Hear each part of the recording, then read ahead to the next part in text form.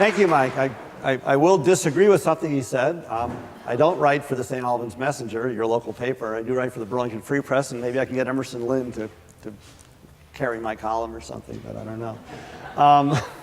So I'm going to talk about, I'll give you a little background. I'm an economist, and I started getting interested in the Vermont economy when I worked for Madeline Kunin when she was governor in the late 1980s.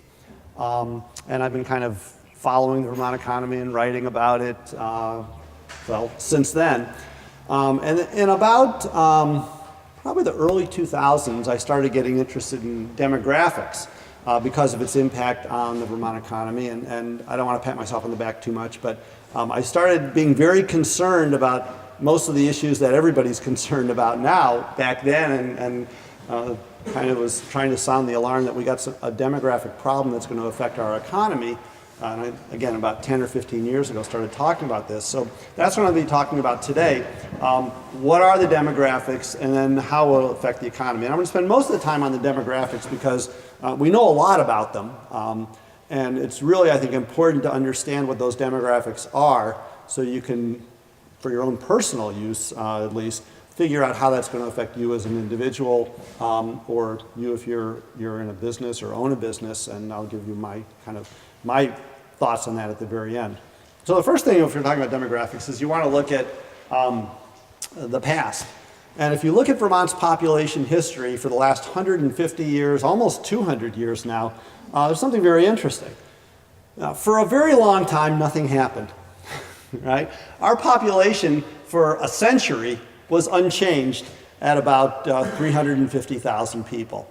And then something happened in about 1960. And beginning in about 1960, the population started growing. Some people attribute it to all the hippies, but there weren't enough hippies in the United States, much less Vermont, to make that big of a difference.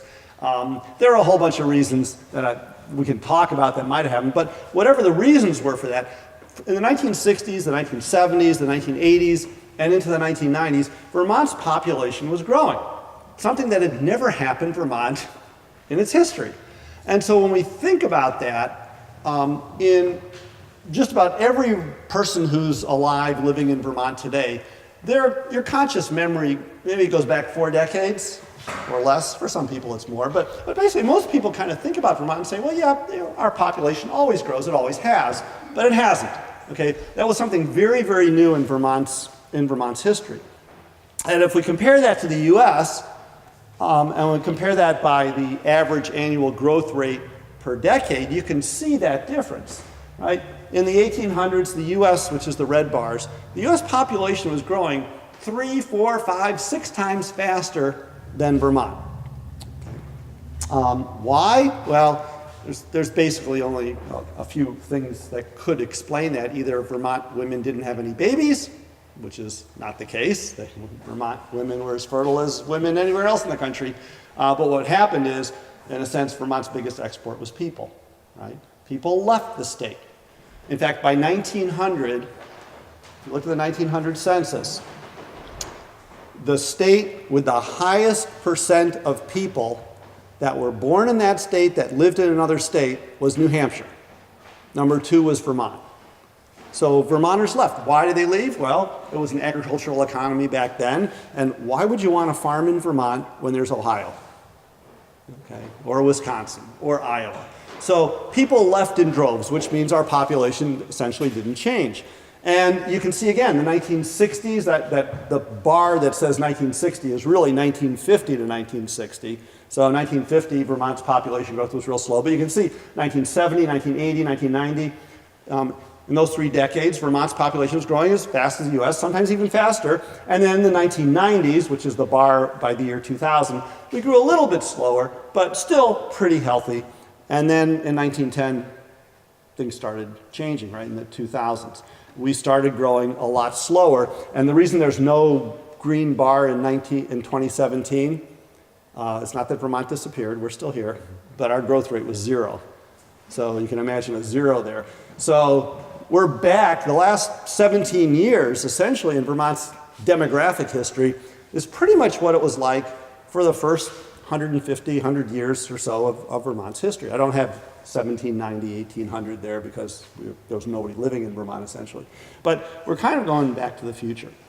Now, if you look at the last 17 years, the Census Bureau does an estimate every year. Obviously, we get the real number every 10 years, and we're starting to get ready for the 2020 census. But you can see what's happened in the recent past. From 2000 to 2010, Vermont's population was growing slowly, but it was growing. And then in around 2010, right when the census was taken, it pretty much plateaued, and Vermont's population, you can play with words, but it's declined a little bit since then. Now we're talking about a few hundred people. So the numbers are maybe 1,000 people. The numbers are real small. The big news I wrote about I guess it was about a few months ago in my Free Press article was that 2017 was a great year. It was the first years in about 4 or 5 years that Vermont's population actually increased by 300 people. And there's 625,000 people in Vermont, so when you increase by 300, it's not, you don't want to pop the champagne corks. But essentially for the last 7 years, Vermont's population has been flat. Okay? It increased in the decade before that, and now it's been flat. So why is that?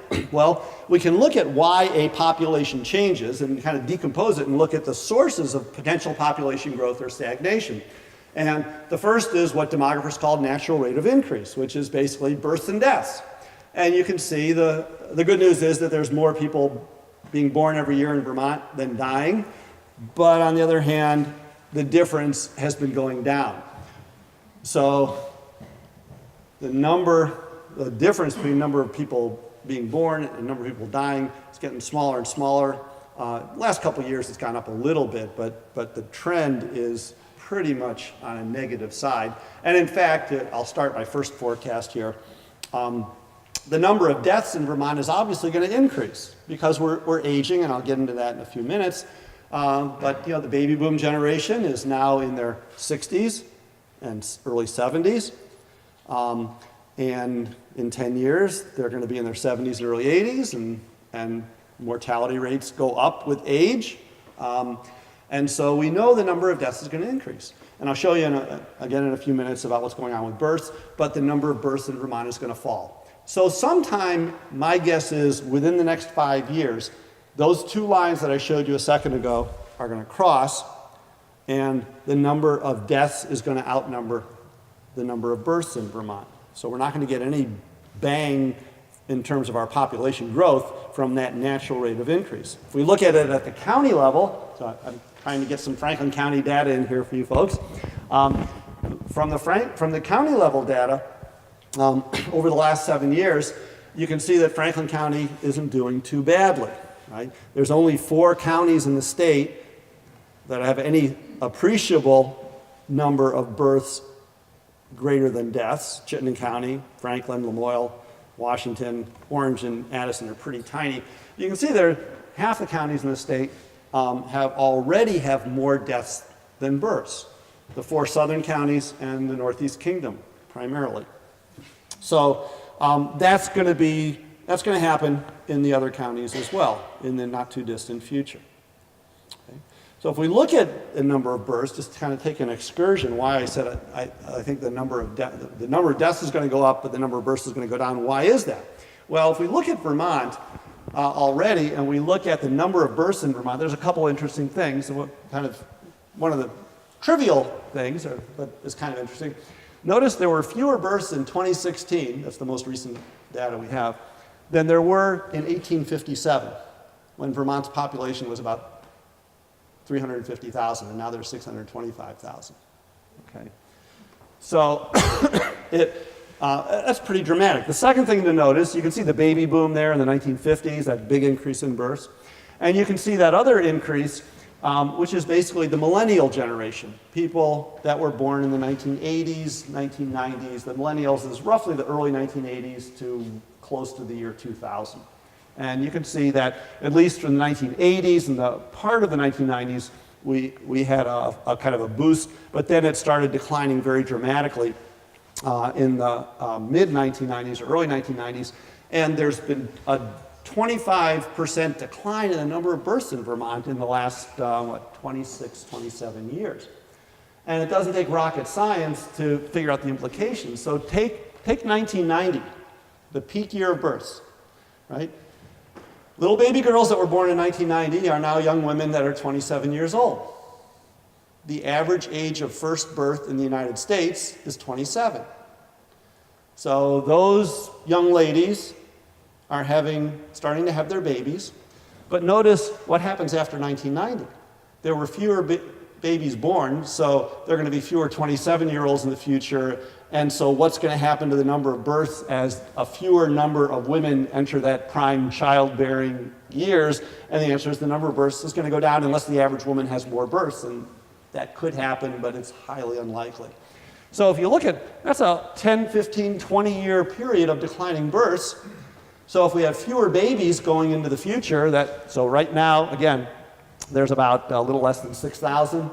So that number is going to continue to go down. So all you have to do is take babies that are born in 2016, let's say, add 6 years. What's going to happen to the kindergarten class 6 years from now? And the answer is it's going to be smaller than the one before it. So what's going to happen to Vermont school enrollments? They're going to continue to fall.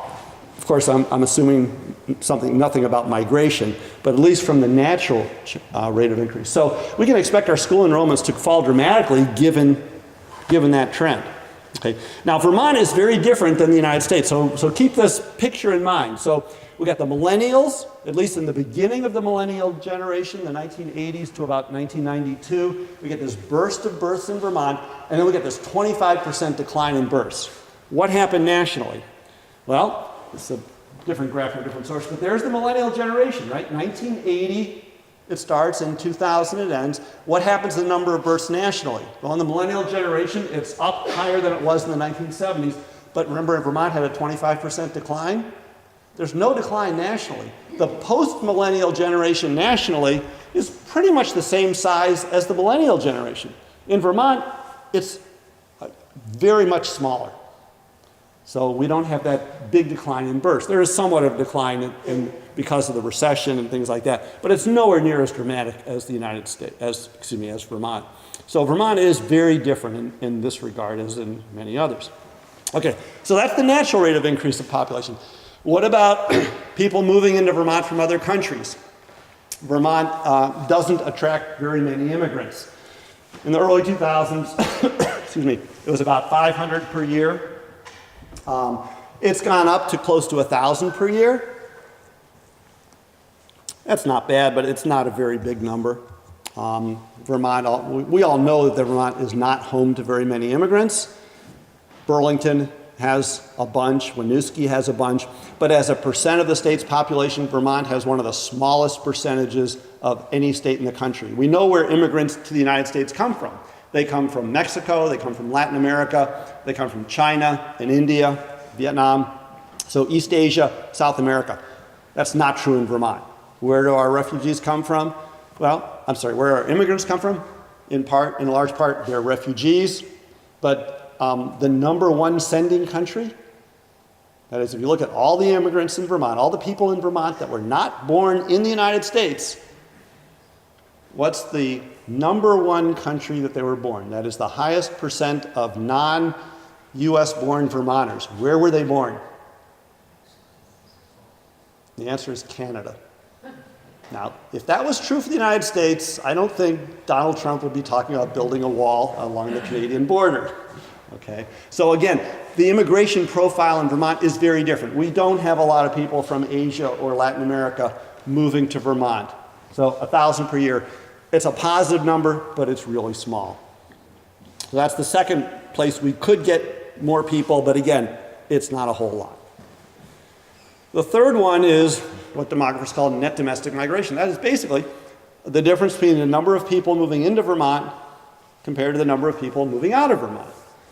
And you can see that for the last 12 years or so, more people have been moving out of Vermont to other states than have been moving into Vermont from other states.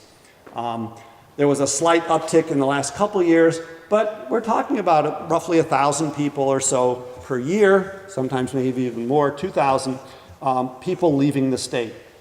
So you put all those together, So we got the natural rate of increase, which is declining. We got immigration, which is positive. Those two are serving to add to the state's population. Net domestic migration is going down as people are leaving the state, and the result is a population that's stagnant. Okay? So what does that mean for the future?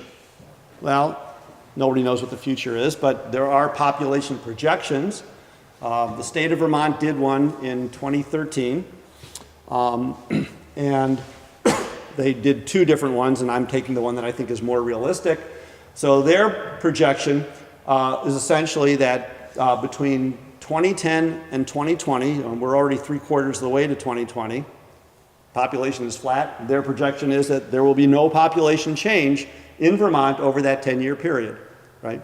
We're 7 years into it, and that looks like it's a pretty good forecast.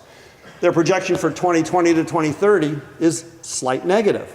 Again, going way back, we're going back to the way Vermont used to be, which is no population change at all, no population growth at all. So that has all sorts of implications. So let's now divide that up into demographic groups. Who are these, what's the age distribution look like of Vermont today and in the future? So first, let's look at young Vermonters. So over the past 16 years, since the 2000 census, there's been a decline of about 25,000 people in the age group of under 20 years old. That's about a 14% decline. The state's projection is that we're going to have another 23,000 decline of another 15%. So between 2000 and 2030, we're going to go from 175,000 young people to 130,000. Okay, about a 40,000 person decline. That's a very large decline, and of course, that one of the big implications there is a decline in the school-age population, the number of students in Vermont, which has been falling for the last 20 years. And again, based on births and everything else, it's going to continue. Working-age Vermonters. People between the age of 25 and 64. Now, obviously, some people work when they're younger than 25, and some people work when they're over 64, but this is the prime working age, potential working age population. That increased until about 2010, 2012, sometime around there. It was a small increase, but it was going up. Since 2010, it's gone down pretty dramatically. We've lost 15,000 people in that age group. For a variety of reasons. They've aged out of that age group or they've left. And the projection again from the state is that they're going to continue, that number is going to continue to decline by another 30,000. So over that entire period, we're going to lose about 48,000 people in that age cohort. Okay. And finally, the most dramatic change is the population of people over 65 years old. In the early 2000s, it didn't change very much. There was a slight increase. But as the baby boomers aged, since about 2008, 2009, that number's increased. We're up about 35,000 since the 2000 census. And we're going to have a 54,000 increase. So about a 50% increase in the last 16 years, a 50% increase in the next 15 years. So basically, remember, the state's population is essentially flat. We're going to have 80,000 more people that are over 65 years old, which means there's going to be a corresponding decrease in the number below 65. So that's a pretty dramatic change.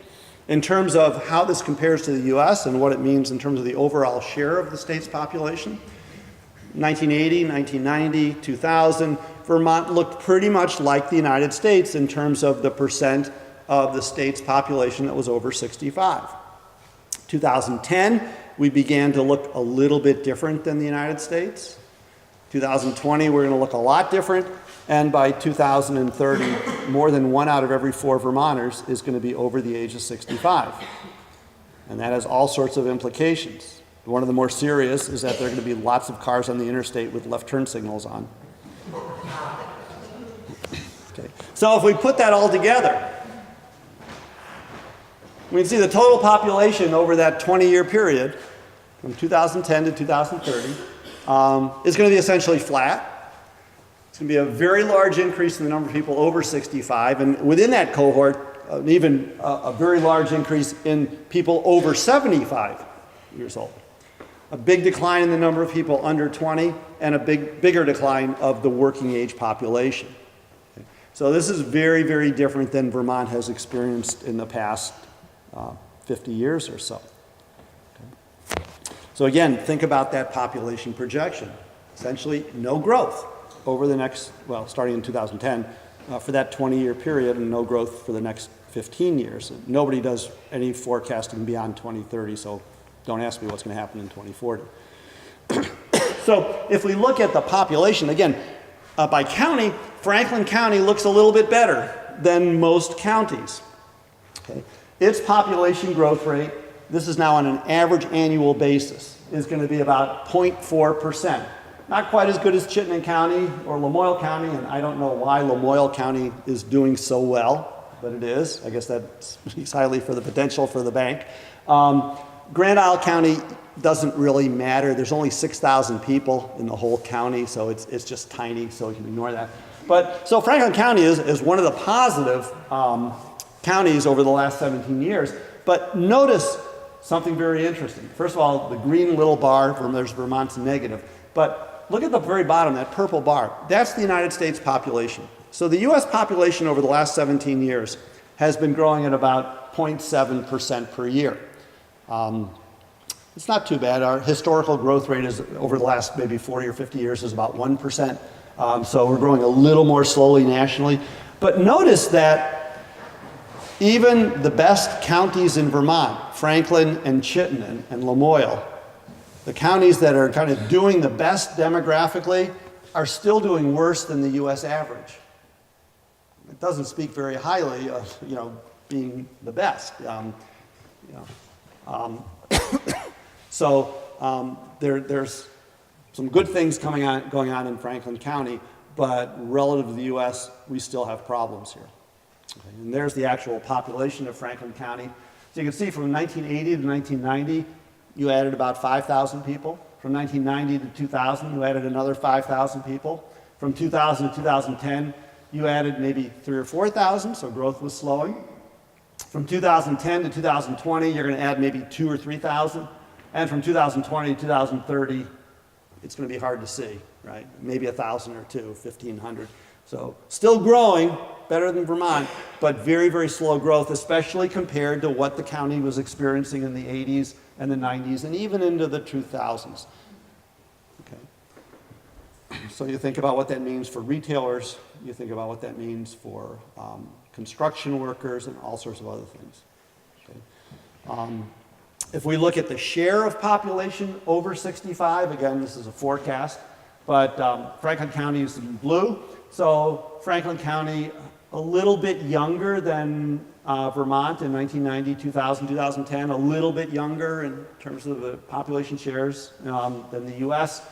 But then in 2020, Franklin County looks a lot better than Vermont.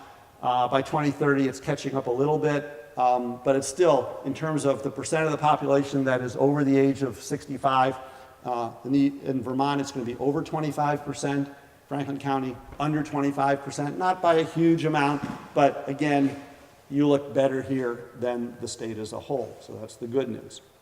So I'll just conclude by thinking about what some of the challenges to this are, which I've already sort of started mentioning, but so we got a shrinking working age population. So if you're an employer and you want to expand, where do you get your new workers? One way you can get them is by poaching them from some other employer, but that just transfers your problem onto somebody else, right? Then the other employer has a problem. So what do? Well, maybe if you're a bank, you take some of your back office operations and you farm them out to some company in South Carolina.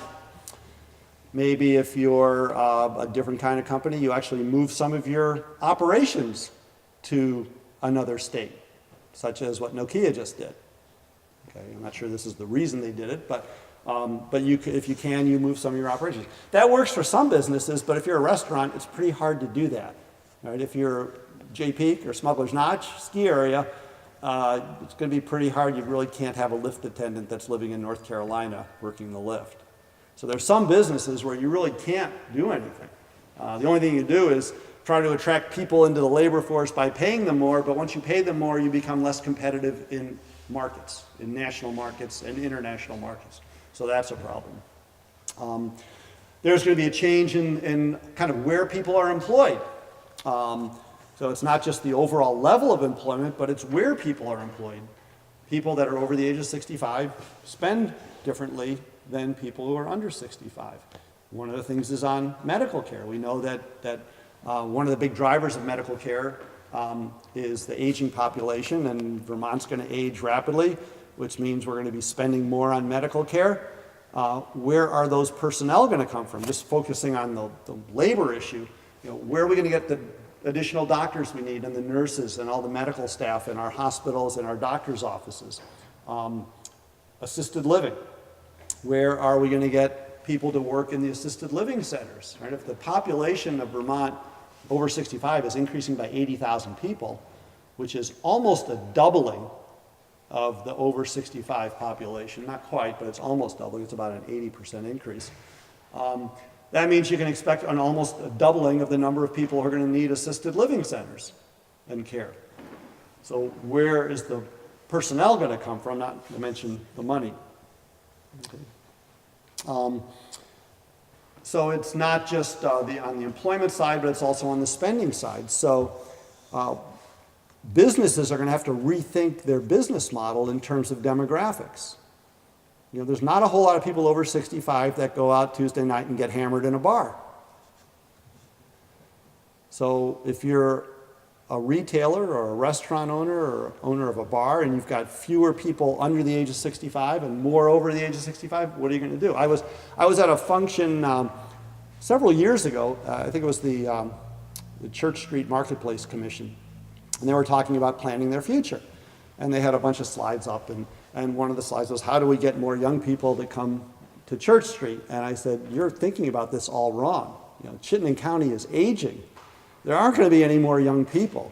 You got to think, how do you get people over the age of 65 to come to Church Street to shop or eat out or do things? That's got to be your target, because that's the growing population. That's who you want to try to get. You don't want to try to get a shrinking pool of people or more people out of a shrinking pool. That's really hard to do. It's a lot easier to attract them out of a larger pool. So you got to think about how the spending patterns change of people over 65 compared to people in their 30s, 40s, or 50s. Okay. And housing, which is really important, because for most Americans and most Vermonters, the biggest asset people have, the most important asset, is not a stock portfolio or a retirement portfolio. It's their house. That's their biggest asset. And so what's going to happen to housing demand and housing prices? And if we think about demand, ultimately, you're going to have a hard time envisioning how you're going to build more houses if the population itself isn't growing. That's number one. Number two is the type of houses that people want. People that are older generally want to downsize. Right? You don't need your 3 or 4 bedroom house anymore. You might want to go into a 2-bedroom condo or a smaller house nearer to the city instead of in the rural areas or whatever. But in order to do that, you have to sell your house to buy the new one. Who's going to buy your house? Where are the people that are going to want that 4-bedroom house out in the country or in the suburbs or whatever? And what that means is, I'm an economist, there's a price for everything. If you tell me you can't sell your house, I'll tell you I'll buy it for $50. Right? There is a price that your house will sell at, but it's not going to be what a lot of people thought their house was worth. And since that's your major asset for most Vermonters, most Americans, if you were planning on, $200,000 in equity in your house to help finance your retirement, and you can only sell your house for $150,000, that's going to hurt.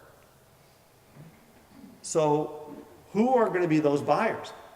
And who are going to be the people that are going to be building those 2-bedroom condos for those people when there's going to be a big demand for them? And a friend of mine, one of my colleagues at UVM, is thinking about selling her 3-bedroom house in Shelburne. Nothing fancy, not this fancy part of Shelburne, but 3-bedroom house in Shelburne, and she wants to move into a smaller 2-bedroom condo. And guess what? All the new condos, there's about 2,000 new apartments and condos being planned, permitted, or built in Chittenden County. It's a lot. But what she found was the price of the condos that are being built, two-bedroom condos, essentially the same as what her house cost. So she doesn't gain anything. All she gains is some condo fees that she doesn't have right now. So she said, I'm just going to stay where I am. So there's going to be a lot of people that are going to be very disappointed in their housing options as they think about downsizing their apartment, their house, or getting some equity out of it. And that's something that hasn't been talked about very much. And finally, we can think about state government. Okay? The state population is going to stay the same, but more and more people are going to be over 65. We're going to go from currently 13% to 27% of the population. Now, people that are older don't earn as much as they did when they were in their 50s or 40s. And so that means they are going to be paying taxes, but not as much. So it's not like the state tax revenues are going to go down. They're just not going to grow very fast. And at the same time, the state's going to be obligated to pay a lot more. We've got unfunded pension liabilities and medical liabilities for state employees and for teachers that are going to demand more and more money out of the state budget that's not growing very fast. And not only that, but we're going to have challenges paying for additional health care costs, such as what? Well, we know that in terms of government liability for health care, if you're over 65, you get Medicare. And that's a federal government problem. And it is a big problem for the federal government. It will be in the future. But it's not the state's problem. Medicaid is a state-federal liability, right? The state and the federal government pay for roughly half of Medicaid payments, which is health care for low-income people and poor people. So how does the aging of Vermont affect that? Once you're over 65, it's Medicare. The state doesn't have to deal with it. Well, yes, but not completely. Because if you are over 65 and you need to go into an assisted living center or need some sort of assistance like that, that is not paid for by Medicare. But if you're low income and you need to go into an assisted living facility, Medicaid pays for that, which means the state is on the hook for part of that cost. So right now, and those people that are in that position are called dual eligible people, and the nickname is dualies. They're eligible for Medicare, but they're also eligible for Medicaid for assisted living. And right now, I think it's about 20% of the Medicaid population in Vermont is over 65 that needs assisted living. But they're responsible for about 50% of the Medicaid budget. Okay? So in the future, what's going to happen? Well, if there's more old people in Vermont over 65, there's going to be more people that are going to need to go into assisted living, and there's going to be more of them that are low income that are going to need Medicaid assistance, which means the state's Medicaid budget is also going to go up. So there's going to be even more demands on the state's tax base from those people. And, whoops. Okay, I thought I was going to say something, but not. And then there's transportation issues. Oh, I know what I was going to say. Let me back up for a minute. Oh, no, I'll wait. Transportation issues, the whole issue in a rural state, we know that transportation is an issue. When people get older, they have more transportation limitations. Maybe their eyesight isn't as good. They have a harder time driving. What's going to happen with that? With the autonomous cars, that might tend to help things. I'm waiting, though, for some autonomous car company to figure out how to have a self-driving car navigate Vermont dirt roads in the winter. That, to me, if they can do that, I'm going to be very impressed. So I'm not sure that's going to be a salvation, but it'll be interesting to watch. And finally, and this kind of relates back to the healthcare thing, which is why I stumbled for a minute. If we think about voting patterns, right now, the over 65 population, the over 60 population, I'm using over 60 now because I think people over the age of 60 probably vote fairly similarly to people over the age of 65 because they can see 65 coming pretty close down the horizon. So the over 60 population is right now about 28% or 26% rather of the state's voting age population. Okay, so we ignore everybody under 18. So it's over 60 years old. They're about 1/4 of all the voters in Vermont. By 2030, they're going to be over 40% of the voters in Vermont. So how do politicians get elected? They get elected by responding to their constituents' demands and advocating for programs to benefit those constituents. So if almost half of the voters in Vermont, or at least the voting age population, is going to be over the age of 60, there's going to be tremendous pressure, first of all, not to cut any of the programs that we have for people over 65, and even more importantly, probably, to add to them. And we can see that already in this year's legislature. Don't tax Social Security benefits, right? That's just the very first start of something like this happening. Reduce the tax revenues for the state, obviously to benefit some people over 65, not everybody, but to benefit some. But it limits the state's revenues even more, and again, in the future, state revenues are going to be constrained simply by the large number of people over 65 that aren't working. So simply the politics of this is that it's going to make life extremely difficult for the legislature and for the economy itself. So my conclusion is that it's going to be very difficult, and we already have a Vermont company that has the mantra that we should be thinking about. It's going to be darn tough for Vermont government. It's going to be darn tough for Vermont employers and Vermont businesses because of these major changes that are going to happen in a relatively short time period, the next 15 years or so. We're already seeing the beginning of it. But remember how different the future is going to be than the past that everybody remembers since 1960. There's not a whole lot of you that remember Vermont before 1960. So everything's going to change in a really short period of time, and it's going to just have all sorts of different implications for Vermont. So I'll be glad to answer any questions that you have about that or my family or anything else you want to ask questions about. So in the late 70s, early 80s, the state that had probably the most dire economic trend was North Dakota. And it was to the point where they had talked of merging North with South Dakota. And in the last 10 years, it has been one of the most economic robust states in the country. Mm-hmm. And it's all driven by fossil fuel energy production. So, I mean, they went from a worst to worst kind of a turnaround. What could you conceivably see, and I'm not saying, well, gee, all Vermont needs to do is start drilling, maybe. But what do you think could be the economic revitalization in the state? I have a hard time thinking about what could happen because I can think of many more reasons why it won't happen, dealing with the choices individuals make. So let me not answer your question, but maybe answer it in a slightly different way, kind of answer the negative part, because I can't think of why. Because, I mean, an economy is basically its people. So let's look at what people like and what people don't like. People don't like cold weather. Okay, so we got a real negative there. People don't like high taxes, and Vermont is a high tax state. If you look at the states that are growing, they're low tax states. That might not be the reason they're growing or the only reason they're growing, but it is a reason. Number three is people, and this now gets much more close to Vermont than the maybe 70s and 80s, the time period you're talking about. What people like nowadays is they like urban areas.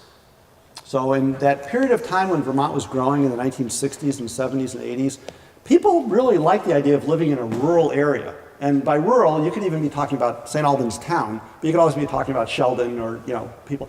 You could live in Vermont and live a rural lifestyle near a small town, even near a big, I won't say big, near a city like Burlington, which isn't big.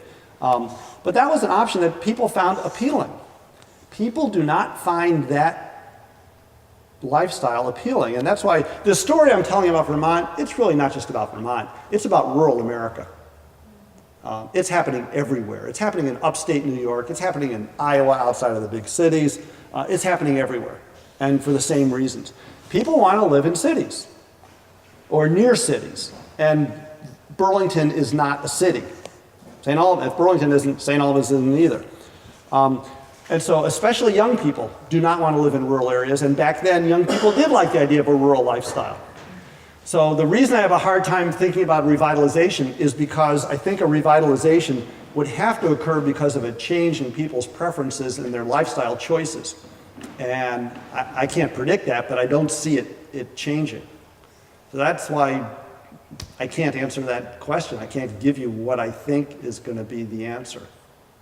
So it doesn't exactly answer your question, but it gets kind of into it. And there's a whole bunch of reasons why people in their 20s and 30s, especially those people, like living in urban areas. Now, whether the millennial generation, when they get to be in their 40s, will decide, we really don't like living in the outskirts of Charlotte, North Carolina, or the suburbs of Denver. We'd like to go into more rural areas, so rural Colorado or rural Vermont, maybe.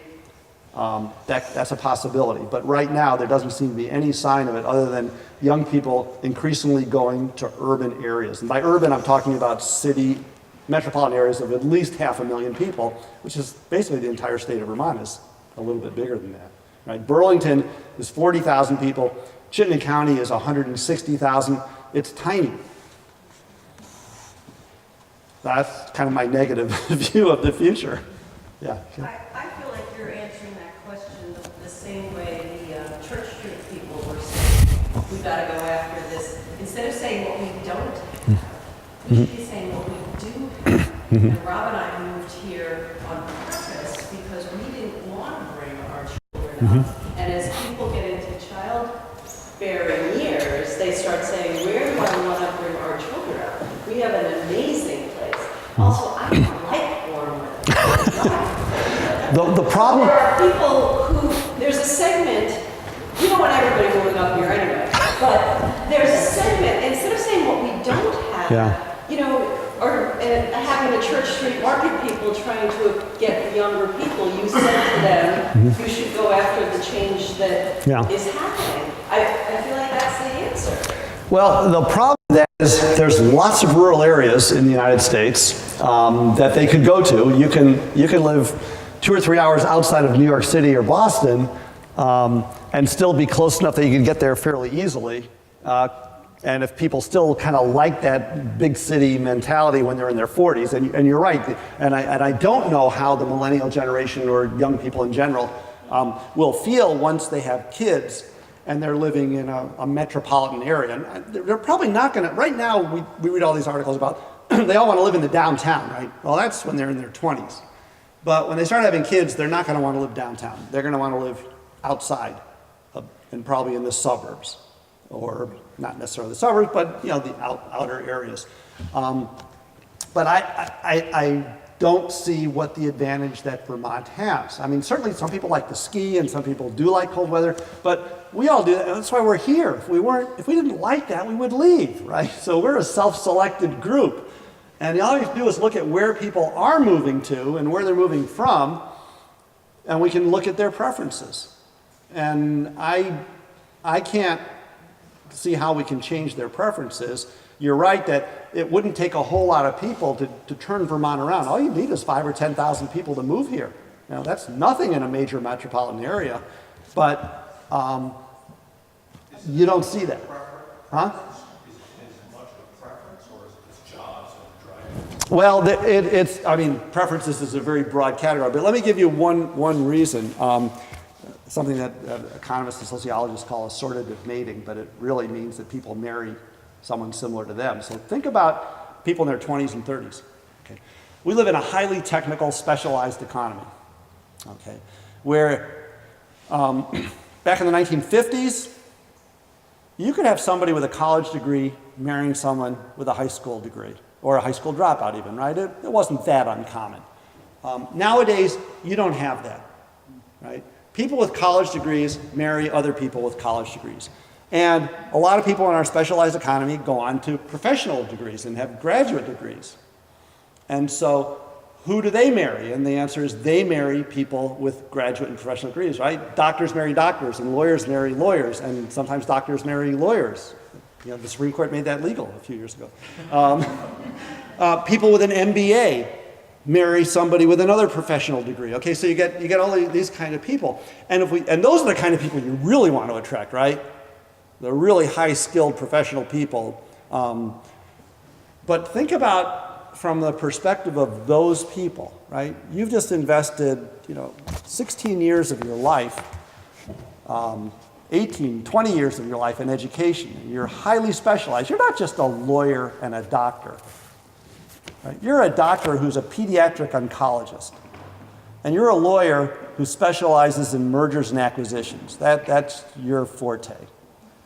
And you're 32 years old, you're both out of school, you've been working a little bit, you're thinking about where to settle down and raise kids. Right? And you got a bunch of job offers, and one of them is from St. Albans or Burlington. I'll use Burlington because it makes more sense. I'm not sure the Northwestern Medical Center has any pediatric oncologists. Maybe they do. We don't. They might, okay, you don't. So the medical center does, okay? So the woman gets an offer from the medical center in Burlington to be a pediatric oncologist, and her husband gets a job offer from Downs, Racklin, and Martin. They need somebody to do mergers and acquisitions. And they say, oh, Burlington, that would be a really nice place to live. We like cold weather, okay? And we don't mind it, and it'd be a nice place to raise a family. But we also got a job offer from a hospital and a law firm in Denver, and one in Atlanta, and one in Phoenix and one in Charlotte, and we're juggling these things, and where do we want to go? There's all sorts of factors that we need to consider. Taxes, cost of living, weather, those are all. But one of the biggest ones is we want to be happy. And a big portion of our happiness is where we work. And let's suppose either of us don't like our jobs. You're a pediatric oncologist at the Medical Center Hospital in Vermont, and you don't like your colleagues, and you don't like your boss, and you don't like the institution. It's just not well managed. What do you do? If you're the lawyer and you're working for Downs, Racklin, and Martin, how many other law firms in Vermont are there, or in Burlington, are there for someone who specializes in mergers and acquisitions? There's not a whole lot of mergers and acquisitions in Vermont. And what happens if you don't like working at Downs, Racklin? And they start thinking about this, thinking, well, if we go to any of these other cities, we got job offers. There's plenty of hospitals. There's plenty of law firms. We got lots of options. We don't have any options at all if we move to Burlington. We'd have to pick up and move, and that's a real pain. We don't want to take our kids in 3rd and 4th grade after we've lived here for 3 years and have to move. We want them to be stable. So we'll go to Charlotte or Denver. Now, I don't know how I do know how you change that. You turn Burlington into a city of 300,000 or 400,000 people. If someone wants to tell me how to do that, I'd be very interested in knowing. But there's some things about Vermont that you just can't change, and given people's preferences, that is a real issue. Okay. What about? Yeah, in the back. I think you're right. I'm going to tap my question about change. I have a question about change mindset. First of all, I want to say thank you for the presentation. I want you to follow your columns religiously for a period of time. And then you're going to model through the year. As some people say, statistics don't lie, but people lie with statistics. You don't lie, so thank you. Change, in many instances, here in Vermont seems to be held back by the way we used to do it. I just heard you now you say that the future's not going, or the past. The future's not going to be what the past was. I find a lot of creative energy up here, but oftentimes people take that Vermont, take that outside of Vermont. What is it that you feel useful in changing the mindset, which is still steeped in yesterday? Small examples what I'm talking about, if I'm not clear. I spoke to a teacher today, I live in Fairfax, and she was saying that her class, the many youngsters in her class, are wedded to the idea that they aren't going to change. They aren't ever going to go outside of Vermont. Secondly, today's current 7 days has a letter to the editor wherein the writer taking on previous commentary wherein that person spoke very kindly about so-called flatlanders, and without getting into who was here first, the natives or the people who came after the natives. But there was a put down of people who had the potential of bringing, I think there are always flatlanders, frankly, put down of people who have the potential to bring creativity, to bring jobs, to bring revenue here. When I arrived, I met IBM. IBM is a flatlander, and whatever the new name is, it's still a flatlander. So that relationship and acceptance seems to be pushed back, pushed away by a certain mindset. It goes beyond gender, it goes beyond color and all that stuff. So how do we break through? Because even though we're unique in Vermont, we are still beholding to resources outside of it. Every dollar that goes to Washington comes back $1 plus, and we are still beholden. So how do we begin to bring about that change? Yeah. Right now, where you are, is recruiting the nation in other places. Help. I think the idea of a mindset is extremely important. And I think in certain respects, Vermont, we consider a very progressive, forward-thinking, liberal state. In a lot of ways, it's actually quite conservative. We don't like some kinds of changes at all. And I think that's to me, that's kind of a mindset idea. We don't want people to move here. Some of us will do anything we can to keep people out and would love it if more people left. And if that's the mindset of people, and especially influential people, then that just compounds the problem. Because if you think there is no demographic problem in Vermont, if you think this is all fine, then you're going to be very happy. I think this is going to cause all sorts of problems.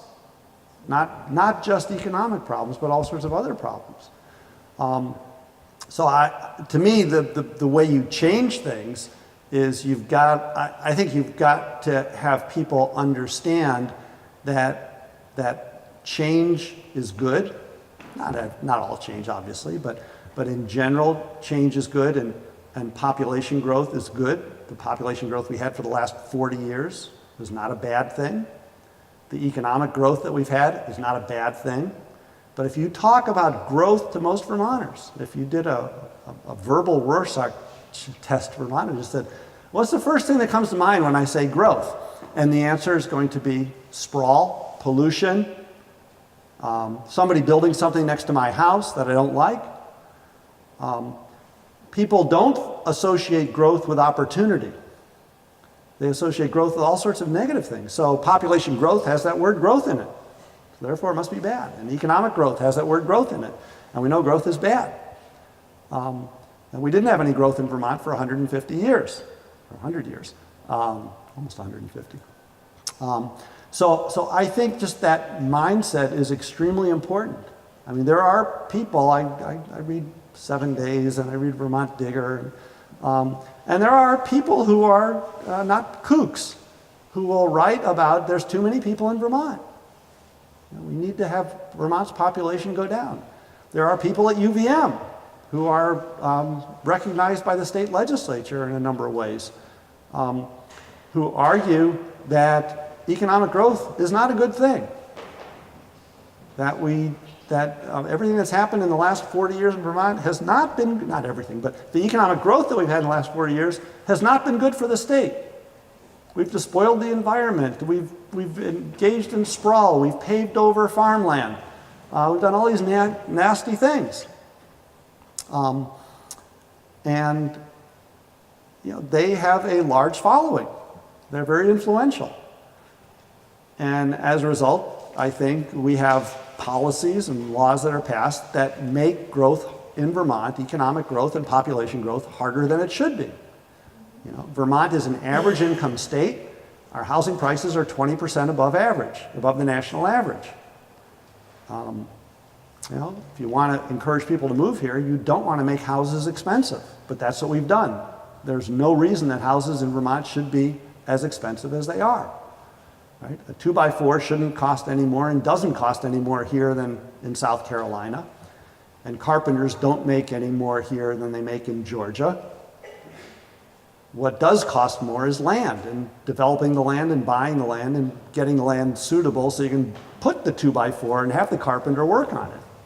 So housing prices, many people think of as just they're sent from God, and there's nothing we can do about it, and they're not caused by anything that we do. They just are, but they aren't. They're caused by our attitudes and our policies. So until we start thinking about things like that, we are going to have housing that's unaffordable or less affordable than it should be, which I think is really the right way to think about it. And if our housing prices are a lot more than you can pay for a house in South Carolina or Georgia or Texas, then people are not going to want to move here. So I think the attitude is really actually the first step, is to get people thinking differently. I'm an economist. I don't know how to get people thinking differently, but I do know that people need to start associating with economic growth and population growth with good things as opposed to bad things. And we don't do that in Vermont. Sorry about that. Yeah. I think there is a study group that's been involved recently that is trying to address the attitude part, to get more people that come here to vacation and all this stuff, to realize that this is a great place to live, and to change the mindset that all of us shouldn't have those bumper stickers on our cars, thanks for coming, get out. It's just not, the growth is not going to happen.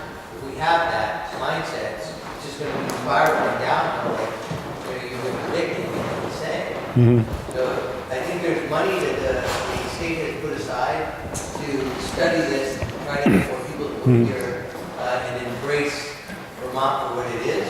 And I think the economic growth has to be associated with jobs, and like you're saying, the cost of living, the cost of housing, permitting process, all that stuff is just incredibly expensive.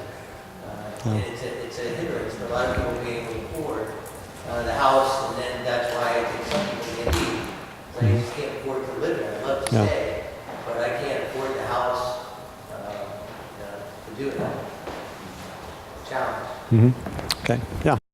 I work at the hospital. I'm the vice president for human resources, and the demographics are already affecting us dramatically with being able to recruit and retain personnel. We are about 100 positions short, and there's no sign of it letting up. It's only going to get worse. Do you see immigration as putting this administration aside, do you see immigration as a viable option? I used to work at a hospital in Baltimore and had a constant influx of nurses coming from Asia and the Philippines that were joining the nursing staff. They were excellent employees, but it's so difficult now to get visas for them to come over and work. Yeah. Well, I think immigration certainly, you know, if you the different sources of population growth, it's been pretty hard to force Vermont women to have more babies. It's going to be pretty hard to force people not to die, even though your institution does that for a living. So that leaves immigration and net migration from other states, which we've kind of already talked about. So what about immigrants? So, you know, where do immigrants move to? And they move to places where there's economic opportunity. So that's kind of telling in and of itself that we do not get immigrants moving here into Vermont for whatever reason. High cost of housing, the fact that there aren't many immigrants here anyway, so that kind of word of mouth story doesn't occur. But yeah, that is a potential. But it's very, very hard to do that. You look at what happened in Rutland when they tried to get some refugees there. It, you know, caused an uproar there. We don't have that in Chittenden County, and there's not a lot of refugees or immigrants here, but that's an issue. I've been thinking about that issue for a long time, and I've kind of been waiting. We know that there's a lot of Latin American, Mexican workers working on Vermont dairy farms, although that seems to be a shrinking number of farms as well. But if you think about especially the Latina immigrants in the United States, a lot of them don't have many skills. They work in low-skilled occupations like in restaurants, in the kitchen, cooking, cleaning. And you know, if you go into a big city, that is immigrants or who are working in the back room, in the kitchen of the restaurants. They're not the head chef, but they're doing kind of the unskilled work. If you go to Vermont restaurants, you do not see that. So I keep waiting, and I keep asking my friends who either work in restaurants or a few people I know that run restaurants, tell me when you have some Mexicans working as busboys or dishwashers in the kitchen. And then I'll know that we're beginning to get some immigrants into Vermont, and that will be a sign that, you know, others may follow. But I've been waiting for that for 5 years, and I still haven't seen it. The same thing in the hospital, you know, kind of the unskilled positions in hospitals, which is what you're talking about. It's the same idea. Immigrants just don't see Vermont as a place to go, maybe because it's so far away, maybe because they go to big cities, and we're not a big city. Maybe because of the climate. You know, there's all sorts of reasons. But that, to me, would be an indication that immigrants could become a source of population growth. But again, I haven't seen it. I'd like to see it, but I haven't. Yeah. I'm a realtor in the area, and we are already seeing housing prices becoming unaffordable for some home buyers, people that are looking to downsize. If they're in their homes, they don't want to move because the rents are more than what they're. Yeah. If they have a mortgage payment, it's more than their mortgage payment. And I just returned from Phoenix, Arizona. I lived there for 8 years, and I was talking to a realtor friend of mine there, and they're expecting 100,000 people to move into just Maricopa County, which includes Phoenix and mostly Phoenix, within the next 6 months to a year. And the reason that is because of they're welcoming these people. And they do have a high immigration, Latino, Mexican, Hispanic population now that does support the businesses there. We don't have that here. And to me, it's a little scary about what's happening in Vermont and how is it. And I basically said this 5 years ago that we're going to sort of implode on ourselves if we don't figure out how to maintain our youth here and maintain the 60 and under generation. And I know it's bad, and there's a lot of you there, and a couple of real estate agents here, besides myself. I mean, how do we continue to do business? And we are already seeing in Franklin County and in Chittenden County, which are both counties, we have a shortage. We have an inventory shortage. I mean, for Vermont, for Chittenden County and Franklin County to have, less than 6 months of inventory, that's a big shortage for us. And we've got buyers, but then they go to get pre-qualified, and they get kicked out because of taxes. The taxes are so high, plus the mortgage. Not everybody's got great credit. I mean, it's kind of a catch-22 situation that we're finding ourselves in. And as much as I'd love to help them, what do you do? Ed, you know what's happening. So it is a very scary position for Vermont to be in right now. And because there is not going to be any growth, and nationally, there will be. So, I think we need to start talking to the people in Montpelier about how do we change this. until we voice our opinion to Montpelier and stop with this micro attitude in the state of Vermont, Vermont will go away eventually. I mean, it's an impossible thing. They will go away. And it's frustrating for me. I love the state, but I don't want to live here much longer either. You know, how am I going to live? How am I going to support myself? Can't tax myself. If you keep taxing my Social Security, why would you do that? You know, it's kind of crazy. I mean, some of our policies are not, do not support our population. Anyone else? Well, thank you very much. Appreciate being here.